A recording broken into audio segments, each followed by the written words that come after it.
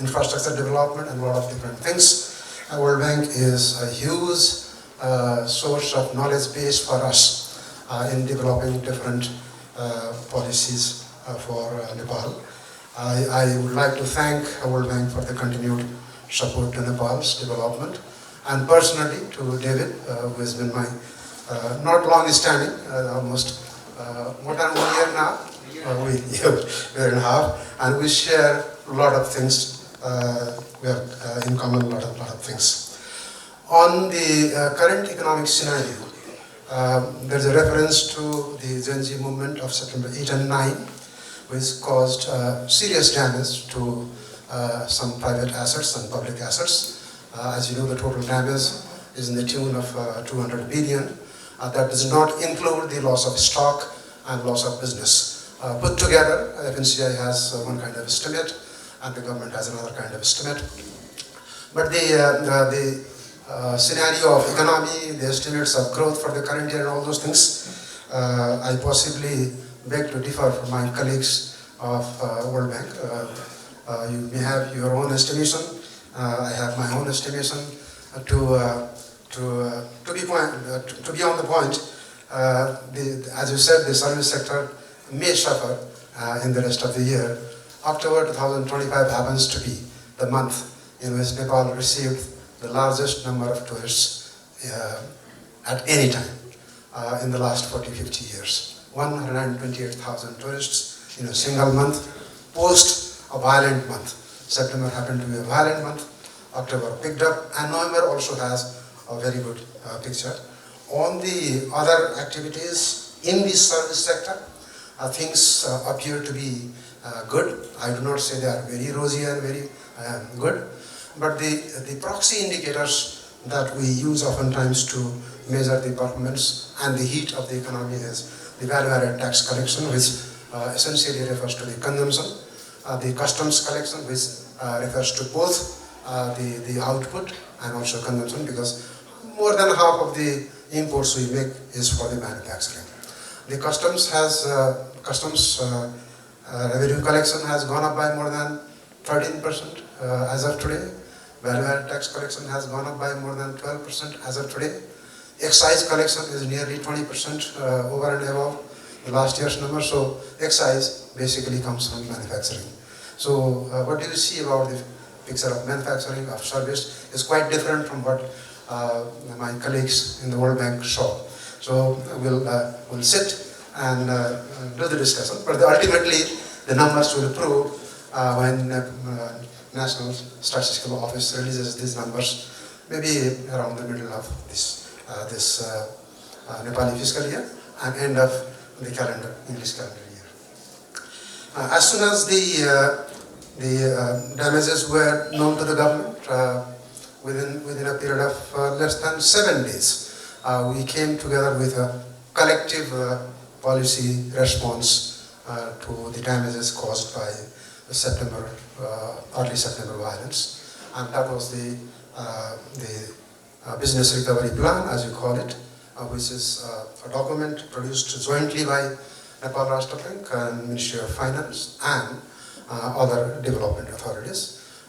In the past, there was a time when there was oftentimes a conflict between the monetary policy and fiscal policy, one policy remaining silent, the other becoming excessively aggressive, and as a result of which there were negative outcomes, or there were other consequences, negative consequences of the policies intended to alleviate the economic problems. This time around, it was a collective effort, and we tried to address whatever was possible and whatever was in fact requested by the private sector.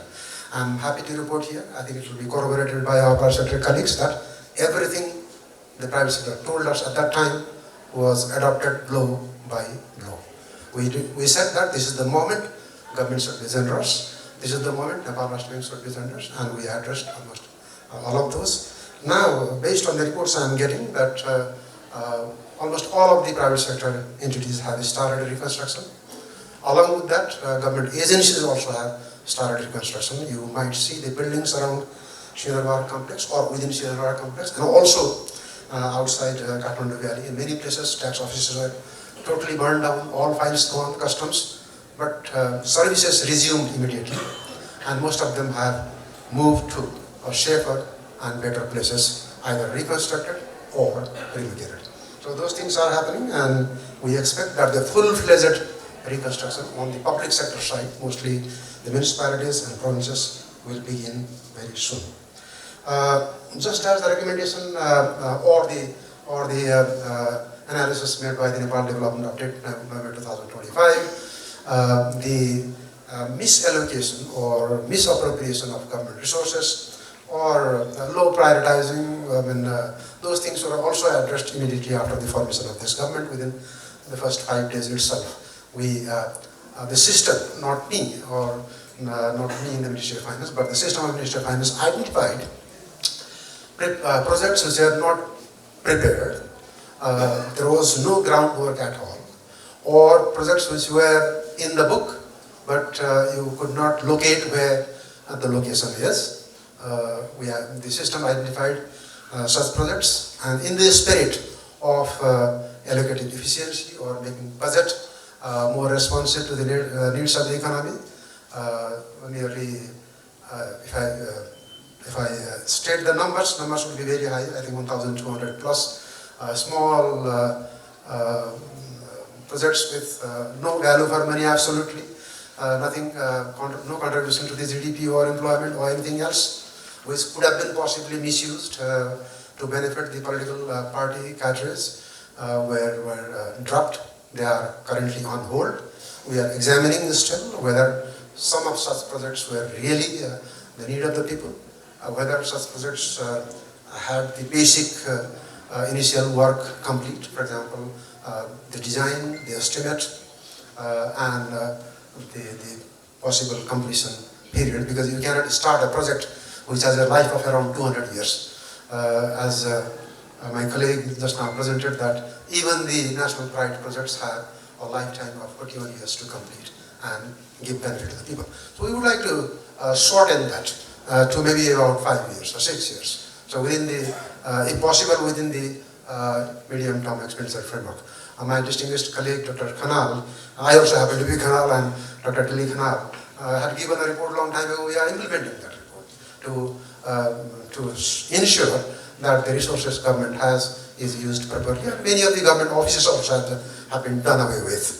We have also scaled down the institutional presence of tax collecting officers, which was not necessary. If you are able to collect taxes by using less money, that will be more cost effective. So we are examining not only the Ministry of Finance institutions, but also other institutions, and wherever possible, merging them or handing them over to the local governments. I conclude with these remarks on the first part.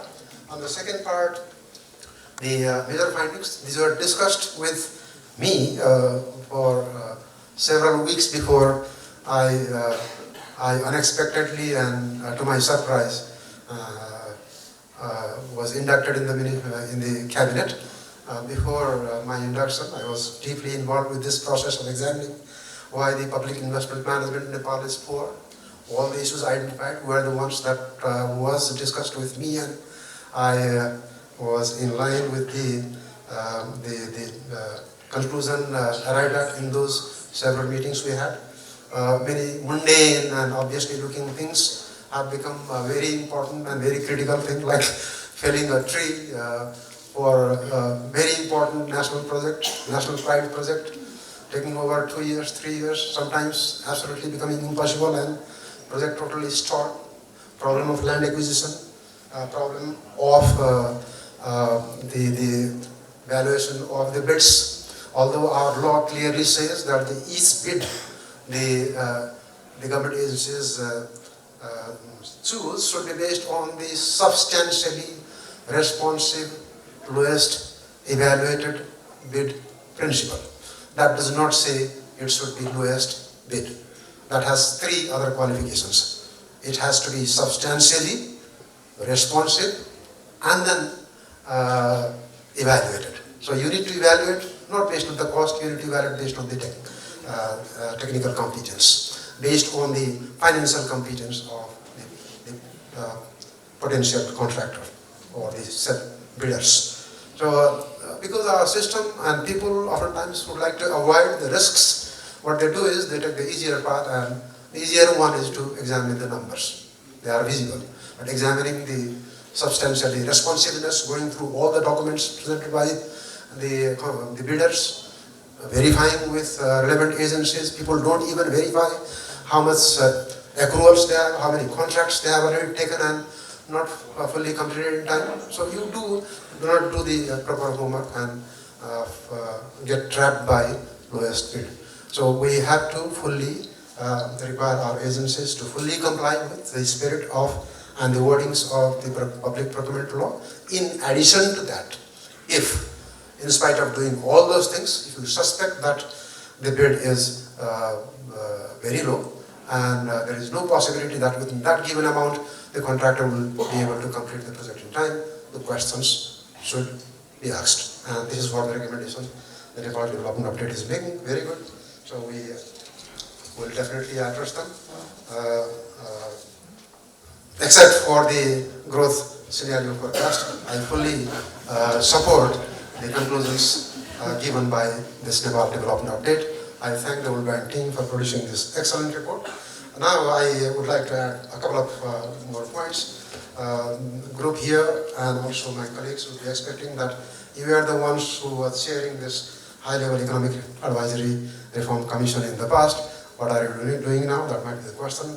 And also evidence-based policy making. Whatever you're doing now is trying to implement the commission reforms, recommendations, and not only the commission recommendations, all the recommendations made in the past. For example, the recommendations made by Dr. Khanal's Public Expenditure Review Commission on the PFM side, that's the most important reference document for us. On the macroeconomic reform side, the High-Level Economic Affairs Commission had given a number of reforms. Those reforms that are possible under the given legal framework, those reforms that are possible under the current institutional framework, and those reforms that are possible under the current mandate of the government. The mandate, basically, I would like to reiterate and repeat, they are related to holding election in time, number one, improving governance, number two, and eliminating corruption.